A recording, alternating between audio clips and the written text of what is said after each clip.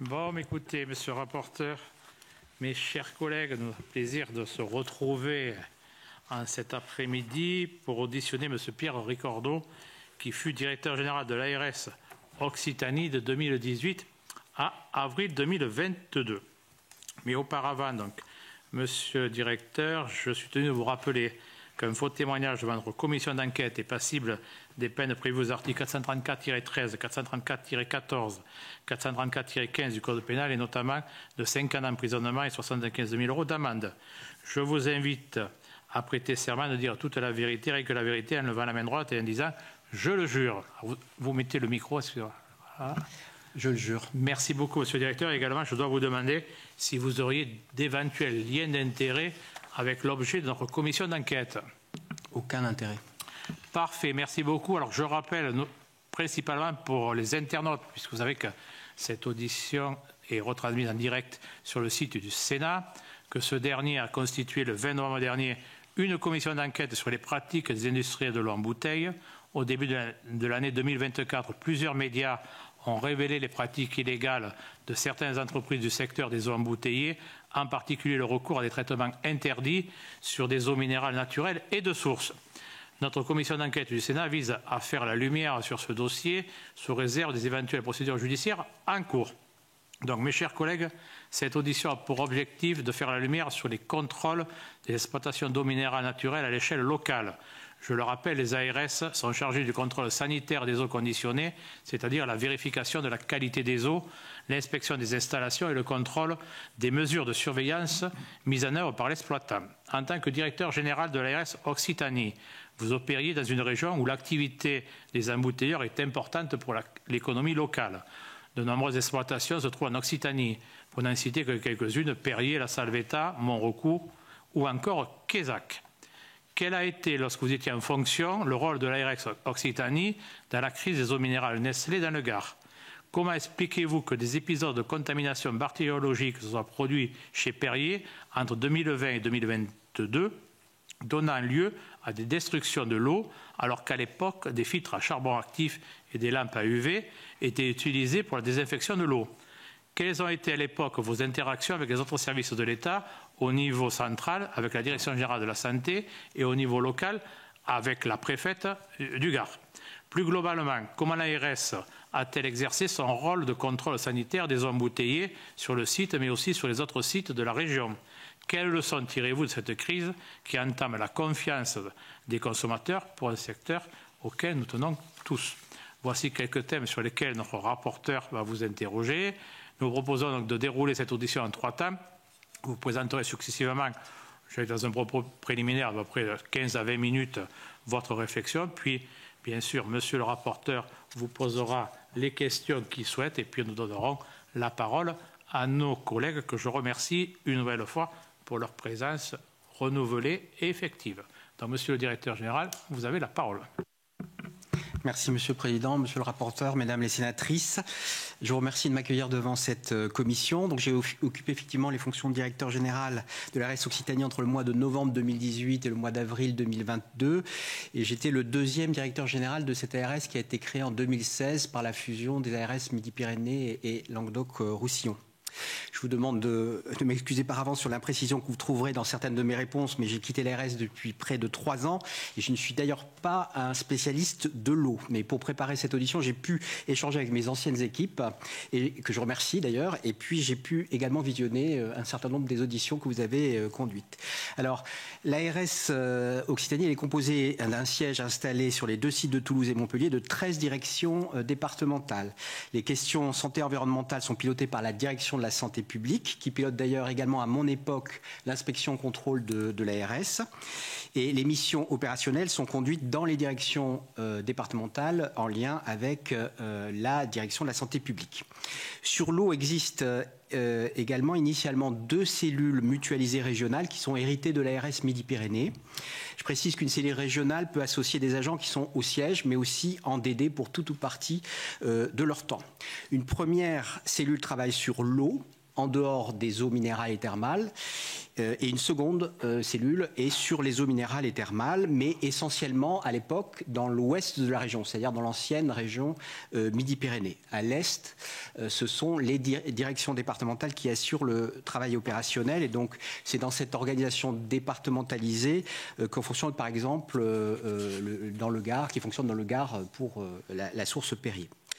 L'extension à l'est, si j'ose dire, de la région de la cellule mutualisée et puis sa fusion avec l'autre cellule dans une cellule finalement mutualisée régionale unique sur l'eau est réalisée un peu avant mon départ, début 2022, à l'occasion de la retraite de la responsable de la cellule eau minérale. Les équipes santé-environnement sont des équipes très engagées, dotées de fortes compétences techniques. Elles ont un lien régulier, et je dois dire de grande qualité, avec les directions générales de la santé au ministère pour apporter l'expertise, et je voudrais saluer leur travail. La particularité de leur mission est que celles-ci sont essentiellement exercées pour le compte du préfet de département, ce qui n'est pas le cas pour l'essentiel des autres missions de l'ARS. Bon, les équipes ont en charge un grand nombre de sujets avec des effectifs qui ont eu tendance à se réduire, à peu près une centaine de TP au total à l'époque, à se réduire comme dans tous les services de l'ARS compte tenu des schémas d'emploi négatifs qui sont appliqués aux ARS jusqu'à l'arrivée de la pandémie. Il s'agit notamment de la prévention de la gestion des risques de l'environnement extérieur, par exemple l'air extérieur, les arboviroses, les rayonnements non ionisants, les déchets. Il s'agit de la prévention et de la gestion des risques dans les espaces clos, l'amiante, l'habitat insalubre, le radon, etc. Et puis un troisième ensemble de missions concerne donc l'eau, avec la protection de la ressource, l'alimentation en eau potable, les légionnelles, les eaux thermales, les eaux de baignade, les eaux de piscine. Et les eaux conditionnées sont donc un des sujets eau, avec des effectifs qui sont limités. En 2018, on est à peu près au total entre la cellule mutualisée régionale qui est sur l'ouest et les équipes dans les directions départementales à l'est, on est autour de 2,8 ETP. Je dois dire, pour être très franc, que le sujet n'est pas celui pour lequel à l'époque nous identifions le plus de risques du point de vue sanitaire, qui est la préoccupation première de l'ARS. Au-delà des sujets sensibles localement sur les eaux thermales et les eaux de baignade, le sujet sur lequel la mobilisation est la plus forte compte tenu du risque sur la santé humaine est celui des eaux potables, les eaux du robinet, avec un très grand nombre de captages. Il y en a près de 4800 captages publics en région Occitanie, puis un certain nombre de captages privés plus petits, et des questions très complexes comme celle, par exemple, des pesticides, des métabolites de pesticides. Cette appréciation du risque, elle est fondée sur les résultats du contrôle sanitaire qui sont très bons. J'ai demandé à mes équipes de me redonner les chiffres. Par exemple, en 2019, on a sur toute l'année 2019, sur l'ensemble de la région, 11 prélèvements non conformes aux normes bactériologiques, aucun prélèvement non conforme aux normes chimiques. Et la même année, nous avons plus de 1000 prélèvements non conformes aux normes bactériologiques et plus de 600 non conformes aux normes chimiques sur l'eau du robinet. Si vous donnez la proportion du risque telle qu'elle apparaît dans le contrôle sanitaire. Je demande également de vérifier, mais aucune TIAC, ce qu'on appelle les TIAC, c'est-à-dire les toxi-infections alimentaires collectives, n'a été constatée en Occitanie depuis la création de l'ARS en 2016, avec une origine d'eau minérale, alors que nous en avons un grand nombre avec une origine eau du robinet. Je reconnais de ce fait que ces eaux ne sont pas ciblées dans le programme régional inspection contrôle, qui privilégie plutôt les inspections de captage eau du robinet. Mais si nous faisons ce choix, c'est également parce qu'il existe d'autres formes de contrôle que l'inspection contrôle, avec des visites obligatoires de recollement sur les sites d'eau embouteillés, qui sont assez régulières sur l'ensemble des sites, alors qu'elles n'existent pas justement sur les captages eau du robinet. Sur la période 2018-2022, il y aura eu 15 contrôles au total, donc 10 visites de recollement et 5 inspections. Dans ce total, c'est Perrier qui est le plus visité, au moins une fois par an, par l'ARS. Et à ces visites de l'ARS s'ajoutent évidemment les visites du laboratoire agréé pour le contrôle sanitaire. Et là aussi, on est reconstitué, on est à peu près sur en moyenne 80 visites par an sur l'ensemble de la région en moyenne. Compte tenu de la gestion pour le compte du préfet, la gestion courante des dossiers se fait au niveau départemental en lien avec les autres services de l'État. Et le sujet remonte au niveau de la direction générale de l'ARS en cas de problème significatif ou de blocage. Et dans mon souvenir, le sujet des eaux embouteillées est remonté à mon niveau au moins à 2 occasions. Et je vais me permettre de vous exposer parce qu'il me semble qu'ils sont assez illustratifs de la façon dont l'ARS travaille sur ces sujets et qui répond aux problématiques que vous posez. Alors la première fois, c'était en 2019 sur la source Lapadé à Luchon. Je suis alerté par la directrice de la santé publique fin juin 2019 d'une série de contaminations problématiques détectées sur cette eau minérale naturelle. Le prélèvement à l'émergence du contrôle sanitaire et les recontrôles qui sont faits à la suite montrent la présence de coliformes totaux. Et nous faisons des tests, alors dites Malditov, qui sont assez récents, qui ne permettent pas d'écarter une contamination d'origine fécale et la présence de virus. Cet épisode confirme l'analyse qui est ancienne des équipes sur le manque de fiabilité de cette source Lapadé à Luchon. Dans l'urgence, nous demandons la destruction des lots contaminés et nous indiquons que l'eau de cette source devra être désinfectée et donc déclassée en eau rendue potable. Je signe un courrier dans ce sens à la sous-préfète de Saint-Gaudens, 3 jours après l'alerte de juin. Nous prévenons également la DGS, qui confirme notre position quelques jours plus tard. Et nous prévenons également la DDDP, dont je sais qu'elle échange avec la DGCCRF au niveau national sur ce sujet. Ensuite s'engage un travail de concertation avec l'exploitant, qui est organisé par la sous-préfète. La mairie de Luchon, qui possède le captage, décide alors de chercher un nouveau forage et l'exploitant décide d'arrêter la production dès le 19 juillet, soit moins d'1 mois après les signalements initiaux. Donc on a une action qui conduit, là, vous voyez, à l'arrêt d'une eau minérale de source. Cet industriel souhaite alors s'investir en fait sur l'autre source qu'il possède à Luchon, qui est la source, le forage Estivelle. À la différence de Lapadé, ce n'est pas une eau minérale naturelle, mais une eau de source. C'est sur cette seconde source qu'un arrêté modificatif est pris en novembre 2019, ça a déjà été évoqué, je crois, devant cette commission. L'exploitant souhaite en effet que soit autorisé un nouveau traitement d'absorption sur alumine activé pour traiter l'arsenic dans l'eau de source brute. Donc il y a besoin de valider la mise en place d'un nouveau traitement sur l'arsenic. Nous saisissons, comme c'est un nouveau type de traitement, nous saisissons la DGS qui, après un certain nombre d'échanges, valide l'utilisation de cette technique. Et pas question à ce stade de filtration à 0,2 microns. En fait, la question arrive plus tard, un peu plus tard, lors de la finalisation de l'arrêté modificatif. Et je comprends en consultant les documents de l'époque que l'exploitant demande de traduire dans l'arrêté une pratique qui est déjà mise en œuvre depuis longtemps sur ce forage. À l'époque, les services considèrent que la source est d'une grande pureté. Je pourrais revenir, si vous voulez, là-dessus. Et le seul objet du filtre est, comme on dit, technologique. Ce n'est pas un filtre à but de désinfection. C'est pour retirer les particules solides ou les impuretés, protéger les équipements. La réglementation n'est pas considérée comme interdisant formellement. En tout cas, c'est l'analyse de mes services, ce type de filtre, dès lors que l'objectif n'est pas de modifier les caractéristiques microbiologique de l'eau. Et le sentiment est que nous sommes dans une zone grise, que ce type de dispositif est toléré et connu dans un certain nombre de sources en France, s'agissant notamment d'une eau de source. Et ce sentiment, je crois que la mission IGAS viendra confirmer plus tard, puisque, si j'ai bien compris, elle a identifié 12% d'arrêtés non conformes à ce titre. Et donc l'arrêté préfectoral qui est finalement pris, avec l'accord de l'ARS, inclut aussi cette microfiltration à 0,2 microns, avec la condition que ce filtrage n'ait pas pour but de modifier les caractéristiques microbiologiques de l'eau. Il est demandé à l'exploitant de réaliser des mesures analytiques pour vérifier la conformité de l'eau de la production à l'embouteillage. Cela inclut par construction une demande avant-après, mais ce n'est pas indiqué spécifiquement. Ce sera fait un peu plus tard dans un courrier adressé un peu après mon départ en 2022. Ça, c'est le premier cas donc, sur lequel j'ai été saisi au niveau de la direction générale. La deuxième fois que je suis saisi sur les questions d'eau minérale, c'est pour Perrier, en 2021, à la suite d'une série de contaminations révélées par le contrôle sanitaire. Je suis informé par la directrice de la santé publique début juillet 2021, puisque depuis plusieurs mois, quasiment, les premiers c'est presque un an, des épisodes de contamination bactériologique ont été identifiés donc, lors du contrôle sanitaire au niveau de la chaîne de production et sur les produits finis. Il s'agit de contamination en flore aérobie revivifiable. Les autres paramètres bactériologiques sont conformes. Alors, dans ce type de situation, l'industriel vérifie ses installations et recherche les fuites éventuelles. Il réalise des nettoyages.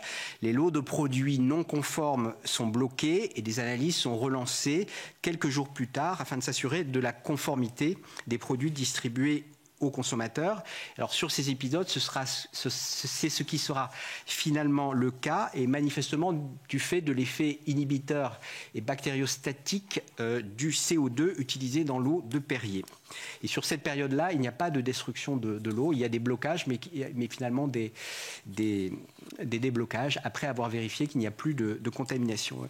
Il y a un nouvel épisode fin juin, les lots sont à nouveau bloqués, une campagne de recontrôle est organisée avec l'envoi d'ailleurs à 3 laboratoires agréés pour comparer les résultats. Certains lots sont retenus jusqu'à la fin juillet, donc plus d'un mois, mais libérés là aussi après s'être assurés de l'absence de risque sanitaire. Alors, sur ces épisodes qui permettent, les procédures permettent de s'assurer du retour à un niveau conforme avant la commercialisation, mais ce type de gestion est très inhabituel. C'est pourquoi l'ARS a échangé dès le début de l'année 2021 avec la Direction générale de la santé et avec l'ANSES, puis à nouveau lors de l'épisode de juin 2021. L'avis partagé avec la DGS et l'ANSES, c'est qu'il n'y a pas de risque sanitaire, mais que l'industriel doit absolument améliorer ses process pour remédier à la situation. Les contaminations sont mises en relation avec les modifications structurelles du site d'embouteillage de Perrier depuis 2020, parce qu'il y a un projet de développement qui est en cours, qui a pour objet d'augmenter assez significativement la production et qui se déploie petit à petit.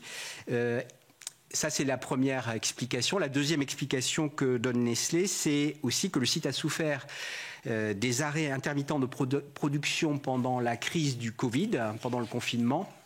Et donc avec l'arrêt des bars et restaurants, la reprise progressive, et donc il y a des arrêts, redémarrage de la production.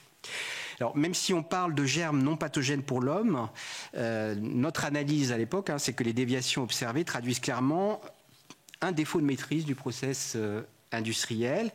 Et donc, il y a des échanges entre mes services et Nestlé tout au long de l'année 2021 avec une fréquence élevée. Là, je vous ai rebalayé pour préparer la commission. C'est vraiment très, très fréquent. La DDP est évidemment régulièrement informée ou associée, ainsi que la préfète. Il y a plusieurs réunions qui ont lieu en mars et juin 2021 entre la délégation départementale et Nestlé pour pointer cette situation non satisfaisante et la nécessité d'y remédier de façon pérenne. Les relations ne sont pas toujours aisées ou fluides avec Nestlé. On note et même on écrit qu'il y a parfois une absence d'information de l'ARS dans les temps sur les résultats de l'autosurveillance. On entend Nestlé critiquer l'application de la réglementation en France. Il y a même une contestation de notre laboratoire agréé par Nestlé. Mais les équipes restent très professionnelles. Ainsi, l'ARS demande à Nestlé de s'expliquer lors de chaque incident. Elle lui demande d'adapter son autosurveillance et nous décidons d'un contrôle sanitaire renforcé. Celui-ci est mis en place dès le mois d'avril avec une augmentation du nombre de points prélevés et une augmentation de la fréquence à 2 analyses par semaine jusqu'à la fin de l'année 2021. Et pour vous donner des chiffres sur ce que ça représente, au total, on passe de 180 prélèvements par an sur Perrier en 2018-2019 à plus de 700 en 2021.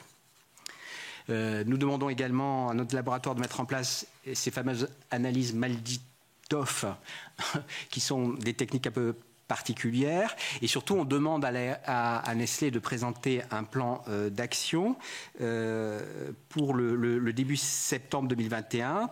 Il est esquissé en août et présenté en septembre 2021 à l'ARS et à la DDDP. Il consiste en la modification progressive des installations avec le bouclage des lignes pour améliorer la circulation dynamique de l'eau, faciliter les nettoyages. Il inclut également l'ajout ou le déplacement de filtres à 3 microns et 1 micron à but technologique. Et je précise qu'à cette époque, il n'est pas question de filtres à 0,2 microns. Pardon, excusez-moi, on est à quel moment à ce moment ? Là, on est le plan d'action il est présenté en septembre 2021. D'accord. Le dossier, donc avec un projet d'arrêté préfectoral, est présenté au CODERS, le comité départemental, en janvier 2022. Je n'ai pas connaissance de nouveaux épisodes de contamination fin 2021, alors même qu'il y a par exemple un épisode Sévenol en septembre 2021, il n'y a pas de contamination nouvelle qui sont détectées. Et à aucun moment, lors de tous ces échanges qui sont nombreux, comme je l'ai dit, mais aussi lors des visites de recollement de l'ARS sur place en 2021 et début 2022, Nestlé Waters ne nous indique utiliser des traitements interdits. Voilà. Je voudrais saluer le très gros travail réalisé par les équipes au cours de l'année 2021 sur le dossier de Perrier.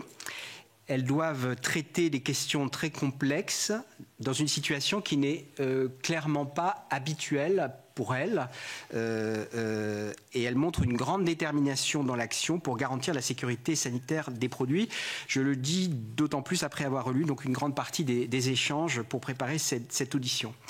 Et je le dis d'autant plus qu'elles le font alors qu'elles sont fortement mobilisées depuis le début 2020 sur la pandémie de Covid. Puisque, vous le savez, l'ensemble des services régionaux et départementaux, y compris la partie santé et environnement, est réquisitionnée pour la gestion de la crise. On commence à sortir de ce mode de gestion de crise simplement à peu près à partir de mon départ en avril 2022.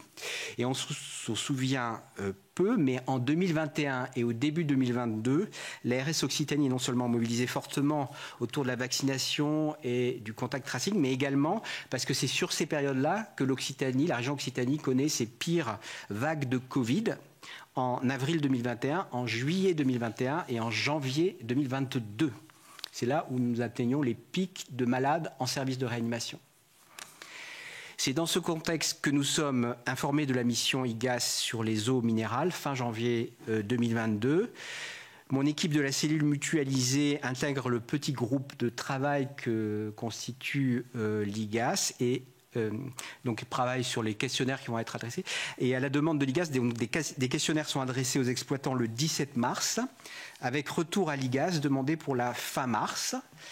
Et sauf mise en copie par l'exploitant de sa réponse à l'IGAS, nous n'avons pas connaissance des réponses adressées à l'IGAS. Et en l'occurrence, sur Perrier, nous n'avons pas été mis en copie, donc nous n'avons pas été destinataires de la réponse de Nestlé Waters à ce moment-là. 3 inspections sont déclenchées en mars et avril dans le cadre de cette mission IGAS. L'IGAS d'ailleurs est informé de ce choix début mars. Il tient compte de la capacité des équipes. La cellule mutualisée en fait vient d'être renouvelée et du délai très court imparti par l'IGAS. Et à ce moment-là, donc nous inspectons 3 groupes différents dans des départements différents, de tailles différentes. Et les rapports, il n'y a pas Nestlé dedans, il n'y a pas Perrier dedans. Les rapports arriveront un peu après mon départ et donc je les évoque pas devant vous puisque voilà. Voilà à peu près les éléments que je voulais vous donner en introduction pour illustrer le travail de l'ARS sur ce type de dossier avec 2 exemples qui me semblent assez illustratifs. Merci beaucoup, monsieur le directeur. Je passe tout de suite la parole à notre rapporteur. Merci, monsieur. En souhaitant qu'il soit en forme, comme la semaine dernière. Je vais essayer. Merci, monsieur le président. Merci à vous de cet exposé très clair et assez chronologique, ce qui nous permet à nous aussi d'y voir plus clair. Peut-être pour reprendre le fil, vous êtes directeur général donc, de 2018 à avril 2022. Est-ce que, à un moment, et à quel moment dans ce cas-là, vous avez connaissance de la réunion qui se tient au ministère, qui donc vous concerne évidemment, le 31 août 2021, où Nestlé reconnaît avoir recours à des traitements interdits dans certaines usines de conditionnement d'eau minérale naturelle. Je n'en ai jamais eu connaissance. D'accord. Vous n'avez eu aucun échange avec le ministère de l'Industrie, avec aucune... Est-ce qu'à ce moment-là, il y a des échanges qui s'intensifient d'une manière ou d'une autre? Est-ce qu'il y a des choses qui se passent ou est-ce que rien ne se passe? Non, il y a absolument rien. D'accord. Ok. Et donc pendant que vous êtes à ce moment-là, chez Nestlé, vous évoquez les différents épisodes de contamination qui sont observés. Est-ce que chez Nestlé, vous avez conscience ou il y a des soupçons sur ces traitements illégaux ou absolument pas à votre connaissance? Donc c'est-à-dire que du moment où vous êtes en poste jusqu'en avril 2022, à aucun moment vous n'avez connaissance de ces traitements illégaux ou vous en avez connaissance à la fin?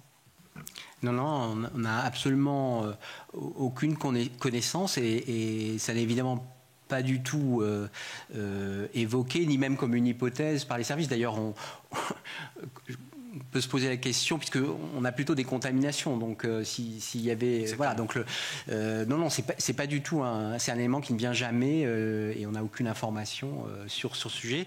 Et je dis même, puisque comme je l'ai dit dans mes propos liminaires, il est question de filtres à 1 micron et 3 microns dans le plan d'action que nous demandons.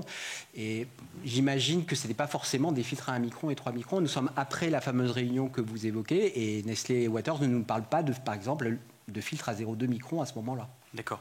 Ni à venir, ni sur son processus. À aucun moment, non. Vous ne savez à ce moment-là s'il y a des filtres à 0,2 microns dans son processus de production. Non. D'accord. Et peut-être pour partager aussi ce qui est un élément d'incompréhension pour nous, c'est en effet ce que vous évoquiez, peut-être que vous y avez réfléchi ou peut-être dans les échanges avec vos services que vous avez eus. Comment vous expliquez que nous ayons en même temps une fraude dont l'objectif est de couvrir une détérioration potentielle de la qualité de la ressource et en même temps, qui va donner lieu plus tard à des arrêts de forage, et en même temps, donc d'une fraude qui est censée effacer les résultats, et en même temps des contaminations. Est-ce que ça, vous avez une analyse a posteriori de cette situation? Vous arrivez à la caractériser, à la comprendre? Alors, moi, j'ai pas tous les éléments. Je suis pas sûr d'être le meilleur expert, mais c'est vrai que il me semble, mais que ça justifie plutôt les explications qu'on a à ce moment-là, c'est-à-dire que c'est le changement du process industriel, parce qu'il est assez profondément réformé, et peut-être cette question, les experts disent que oui, quand il y a de l'intermittence, quand on arrête les sources, qu'on les reprend à cause du Covid, que c'est ces éléments-là qui sont la source, parce que si j'ai bien compris, ces filtres ou ces traitements existaient depuis longtemps. Et dans la période qui précède ces épisodes à partir de 2020, il n'y a pas d'épisodes significatifs de même type. Donc on a le sentiment que c'est l'analyse qu'on fait à l'époque. Il me semble que le fait maintenant qu'on sait qu'il y avait des traitements interdits, il me semble que ça renforce cette idée que c'est un manque de maîtrise de la transformation du process industriel qui explique ces épisodes de contamination. Mais je ne suis probablement pas le meilleur expert pour répondre à la question. Oui, et la difficulté que nous avons pu observer sur place chez Perrier, c'est que cette hypothèse, nous l'avions faite également, mais si vous voulez, les filtres, en tout cas ceux que nous avons observés, étaient placés à l'émergence. Donc ils étaient placés en amont du processus de production.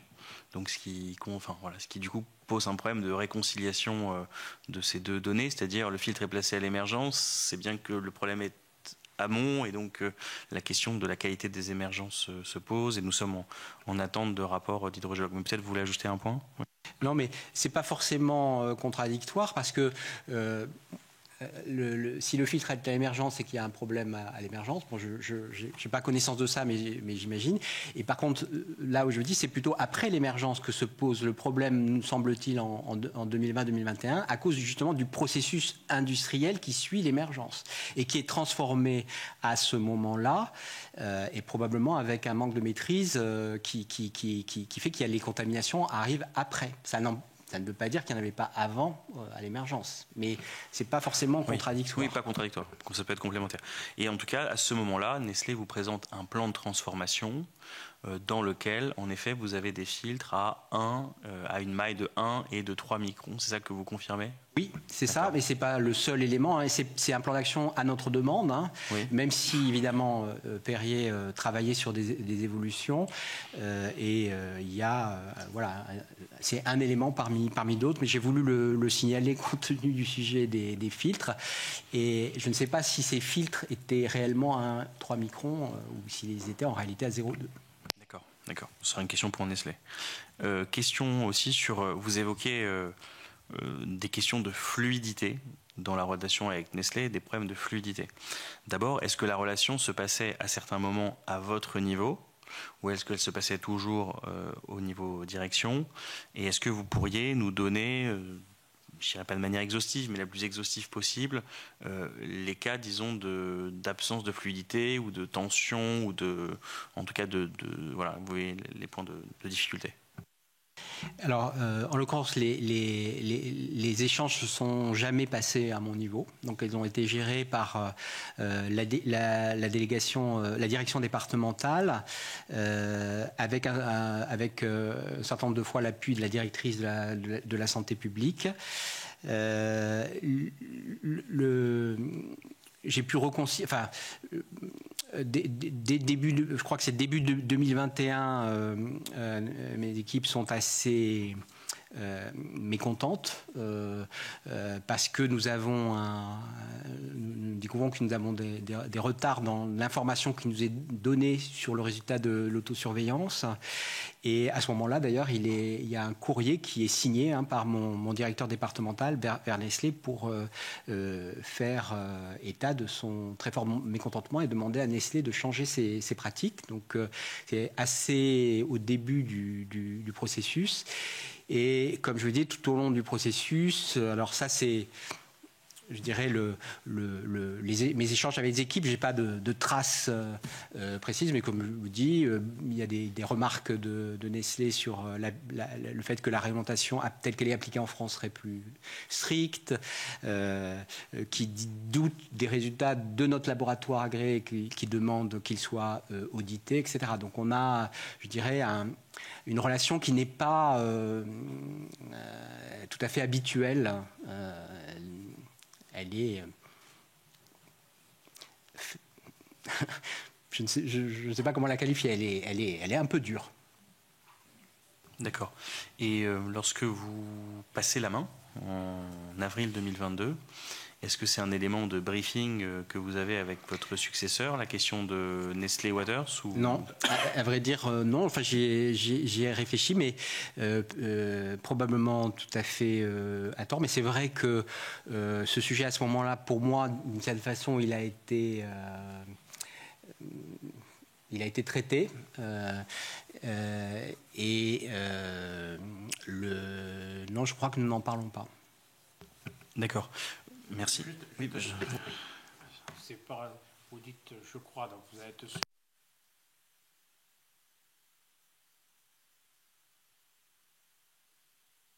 J'en ai pas le souvenir. Vous n'avez pas le souvenir.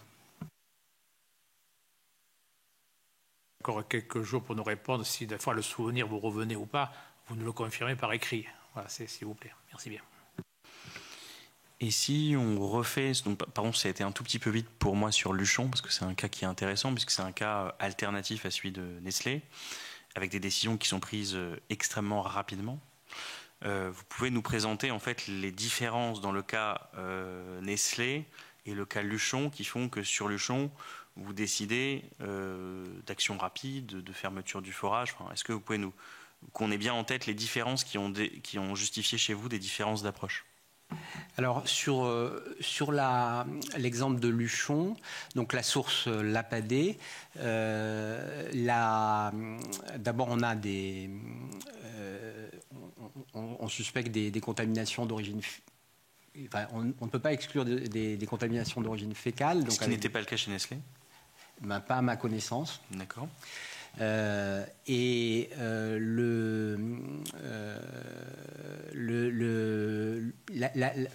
L'analyse en fait des services est que cette source n'est pas fiable. Je veux dire, elle est souvent contaminée et c'est pas nouveau. C'est-à-dire que cet épisode-là, moi je le découvre en 2019, mais ça fait déjà, je crois, un certain temps que l'ARS a des doutes sur cette source. Elle a déjà demandé à la mairie de regarder si un autre forage. Donc, on n'a pas la même... on n'a pas du tout la même appréciation sur la source Perrier. Et donc vous ne vous posez jamais, même dans vos discussions avec l'ARS, enfin vos services, pardon, la question de la fermeture d'un forage sur Perrier, où cette question émerge à un moment et est discutée? Non. Alors on ne se la pose pas, enfin en tout cas moi j'en ai pas le souvenir. Et comme je vous l'ai dit, véritablement toute l'analyse qui est faite à l'époque, j'en ai retrouvé les traces dans la documentation, c'est vraiment la transformation du processus industriel. Donc on n'a pas de doute sur la source, mais sur le fait que le processus industriel n'a pas été maîtrisé voilà. Donc ça c'est ces deux différences assez importantes. Après la deuxième différence, c'est que le sujet est assez vite compris par l'industriel. Il aurait pu faire le choix de dire non, moi je souhaite conserver l'eau, mais il fait assez vite le constat que je pense qu'il partage du coup notre analyse donc finalement la discussion n'est pas très dure au bout du compte. Elle est menée par la sous-préfète de Saint-Gaudens, mais elle est assez rapide parce que l'industriel finalement se range aux arguments. Par ailleurs, il ne veut pas passer sur une eau rendue potable, donc il préfère, comme il a par ailleurs une autre source qui n'est pas une eau minérale mais qui est une eau de source, il préfère investir sur cette autre eau de source. D'accord. Juste pardon pour refaire sur la microfiltration sur Luchon, parce que c'est pas encore clair pour moi. Donc à ce moment-là, vous découvrez une microfiltration à 0,2, c'est à cette occasion-là, et vous leur demandez une mise en conformité ou... Non, alors... il y a la question technologique qui est posée, et ça c'est vérifié par vos services qu'il s'agit bien d'une question technologique, parce qu'en effet c'est un point qui peut être autorisé dans la réglementation. Ouais. Alors effectivement, pourquoi le sujet de cette deuxième source de Luchon arrive, c'est pas à cause du fait des filtres à 0,2, c'est parce que l'industriel veut mettre un nouveau type de filtre dit sur alumine pour traiter l'arsenic. Donc il souhaite qu'on modifie l'arrêté pour intégrer ce nouveau traitement. Donc, tout le débat a lieu là-dessus, et donc avec des échanges avec la Direction générale de la santé qui valide le fait qu'effectivement ce type de filtre peut être autorisé. Et au moment de la finalisation de l'arrêté, il nous demande aussi d'intégrer, ce qui est une autre problématique, ça n'a rien à voir avec les filtres sur alumine, d'intégrer des filtres à 0,2 microns que manifestement il utilise depuis longtemps. Et c'est vrai que nous sommes dans une situation dans laquelle nous avons nous savons que cette source est très pure. On le voit notamment pour tous les tests à l'émergence, elle a une flore à l'émergence qui est très faible. Donc on comprend et on partage l'argument que ce type de filtre ne peut être qu'à but technologique, parce qu'il n'y a pas de besoin de désinfecter. Par contre, l'industriel nous dit que c'est important pour ce but technologique, pour enlever les particules. Et c'est vrai que là, il y a manifestement... on sait qu'on est dans une zone grise, mais une zone grise pas une zone rouge ou noire, je ne sais pas quel est le bon terme. Et la DGS valide aussi? Valide l'ensemble des microfiltrations? Non, la DGS ne valide pas ce point, elle n'est pas consultée, en tout cas elle ne valide pas. Et pourquoi vous ne consultez pas la DGS sur ce point et vous la consultez sur l'autre point? Parce que si vous savez que vous êtes dans une zone grise... Je ne sais pas. D'accord. Vous n'en avez plus le souvenir ou quand vous dites je ne sais pas? J'en ai plus le souvenir. D'ailleurs, moi, je n'en ai plus le souvenir. D'accord. Vous pensez qu'il y a quelqu'un qui peut répondre à cette question dans les services de l'ARS Occitanie, potentiellement? Je peux essayer de vous répondre par écrit sur le sujet, oui. Merci beaucoup. Pour moi, c'est bon, Monsieur le Président. Oh, déjà, c'est rapide cette semaine, monsieur. Donc, je crois qu'il y avait notre collègue Mme Gull qui souhaitait poser une question. Après, si les autres veulent poser des questions. Oui, merci. Alors moi, j'ai 2 questions à vous poser. La première, vous dites nous n'avons jamais eu d'épidémie liée à une mauvaise qualité de l'eau. C'est étrange comme réflexion, parce qu'on va rarement vérifier la qualité de l'eau lorsqu'il y a des épidémies. Ou alors, est-ce fréquent? Et je ne le sais pas. Enfin, en tout cas, de l'eau minérale. Si demain, il y a une épidémie de gastro ou je ne sais quoi, on ne va pas aller vérifier la qualité de l'eau minérale. Je me trompe? Je ne suis pas sûr de comprendre votre question, mais en tout cas, ce que je voulais vous dire, c'est que, d'une part, le contrôle sanitaire montre qu'il y a vraiment très peu de contamination dans les eaux minérales par rapport aux eaux du robinet. Et deuxièmement, quand on a un système de déclaration d'une toxi-infection, on recherche la source aussi, on recherche toujours la source de la toxi-infection. Et dans celles qui ont été déclarées en Occitanie depuis 2016, on n'a jamais eu une origine qui serait venue d'une eau minérale. C'est ça que je voulais dire. Donc vous voulez dire qu'à chaque fois que vous avez une information d'une épidémie qui peut être liée soit à des aliments, soit à de l'eau, vous allez faire des recherches sur l'eau minérale, systématiquement? Non, on recherche la cause. D'accord. Mais c'est quand même... Enfin, moi, j'ai jamais entendu qu'on allait rechercher la cause dans l'eau minérale. Mais il peut y avoir des causes qui viennent de l'eau minérale. Par exemple, il y en a eu, je sais, sur une eau andorrane. Enfin, ça peut exister. D'accord, très bien. Je vous remercie. Quel regard vous portez aujourd'hui, en ayant connaissance de ce qui se passe, sur, j'allais dire, le travail et les investigations que vous meniez à l'époque et que vous dirigiez? Oui. Mais je dirais il y a peut-être 2 façons de répondre à votre question. La première, évidemment, c'est de constater qu'à un certain nombre d'endroits, des traitements clairement interdits ont été mis en œuvre sans que nous nous en apercevions. Donc, on peut dire que c'est clairement, de ce point de vue-là, un échec collectif qui renvoie, je pense, aussi au levier dont on peut disposer en ARS en termes de contrôle. D'ailleurs, je partage assez ce qui a été dit par Cécile Courrèges devant votre commission sur ce sujet. Peut-être en rajoutant aussi que ces éléments, moi, me font aussi penser aux constats qui ont été faits sur les EHPAD, avec l'idée qu'il y a un certain nombre de choses qui sont aussi des politiques de groupe et qu'il faudrait avoir la capacité à aller en quelque sorte regarder ce qu'il y a dans l'intimité d'un groupe, je dirais.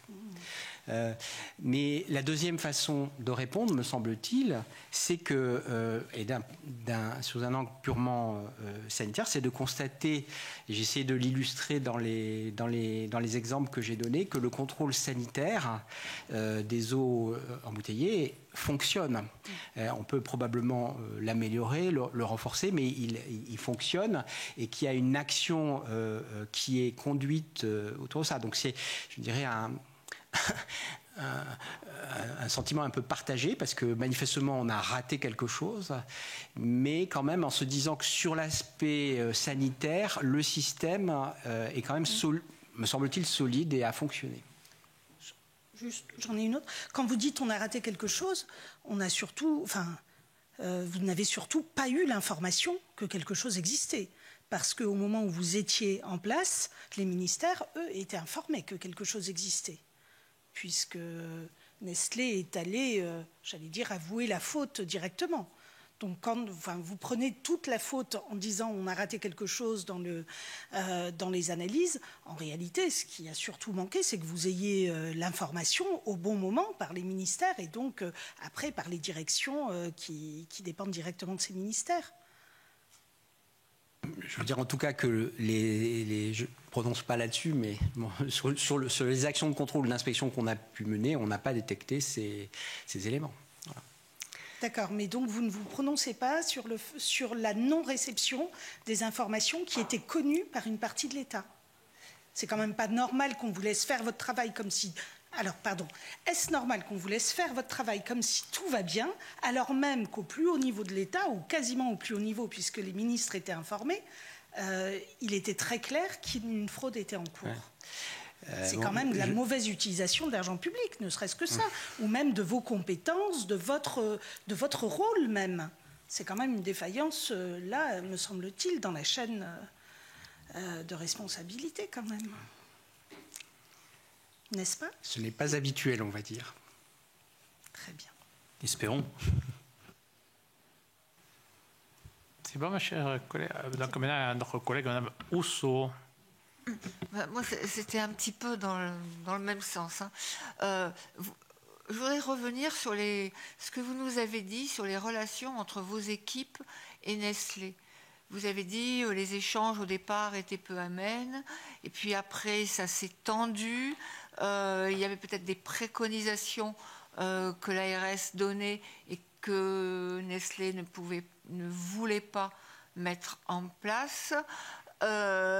Est-ce que vous savez à quel moment ça s'est tendu? Et est-ce que vous ne pensez pas qu'il y aurait un lien de cause à effet avec la visite au ministère en août 2021? Est-ce que le fait que ça ne fonctionne pas plus bien entre l'ARS et Nestlé ne les a pas décidés, je dirais, à taper plus haut? Ça, c'est la première question. Parce que je ne sais pas si vous avez des dates, des mails qui vous permettent de faire la relation. Et la deuxième question, un peu comme ma collègue, à partir du moment où le ministère a été informé, ils ont bien dû lui dire, Nestlé a bien dû dire que ça ne se passait pas très bien avec les équipes, qu'ils avaient des difficultés.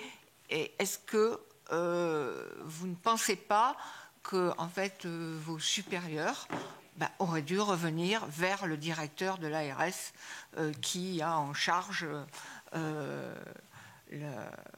la protection du consommateur et voilà. Sur les éléments, alors je ne vais pas dire que les relations étaient mauvaises ou exécrables. J'ai dit qu'elles étaient dures et qu'elles ont... voilà, les choses étaient... Comme je vous l'ai dit, moi je ne les ai pas suivis en direct puisque c'est mon directeur départemental, mais disons que c'est au début de l'année 2021. Je crois que il y a un mécontentement qui s'exprime, et comme je l'ai dit, avec un courrier du directeur départemental de l'ARS à Nestlé, qui dit très clairement son fort mécontentement. Je suis pas sûr qu'il y ait un lien. Moi, j'ai entendu d'autres explications pour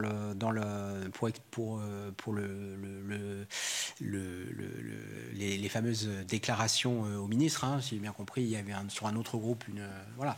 Donc, je suis pas certain qu'il y ait un lien. Je pense qu'encore une fois, que les affaires de 2020-21 ne sont pas forcément directement reliables aux affaires de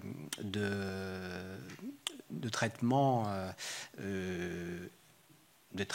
interdit, qui sont, si j'ai bien compris, beaucoup plus anciens. Donc, voilà. Allez-y. Et sur le retour que vous auriez pu attendre du ministère à votre égard, vous avez dit c'est pas tout à fait normal. Est-ce que vous pouvez dire même c'est anormal? C'est pas habituel. Moi, j'ai pas tous les éléments qui ont conduit à cette décision. J'imagine qu'il y a donc ça veut dire que c'est irrationnel. inhabituel. Hein? C'est inhabituel. Oui, c'est un jeu de mots parce que, comme notre collègue dit, c'est entre normal et anormal, vous dites c'est pas habituel, donc c'est inhabituel. Voilà. C'est inhabituel. Je veux dire anormal, ma chère collègue. On s'en rapproche. Mais, non, c'est un jeu de mots. Vous avez fini? Après, il y a M. Corbicès qui voulait poser des questions. Allez-y, chers collègues. Oui.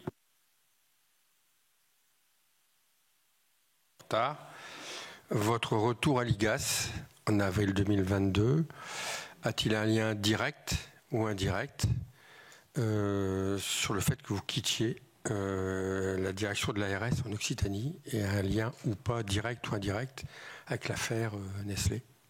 Non, il n'y a absolument aucun lien, c'est un choix personnel. Je suis revenu à ma demande. Ok, alors je crois qu'il y a monsieur le rapporteur qui a une dernière question. C'est bon. Alors, plus de questions. Plus de questions, mes chers collègues, une fois, deux fois. Mais écoutez, monsieur le directeur, je vous remercie pour cette audition qui permettra d'enrichir notre réflexion sur le sujet de notre commission d'enquête. Et donc, mes chers collègues, je vous donne rendez-vous demain après-midi à 13h30 dans le même lieu où nous allons auditionner Mme Marie-Françoise Lecaillon, ancienne préfète du Gard. Merci beaucoup. À demain.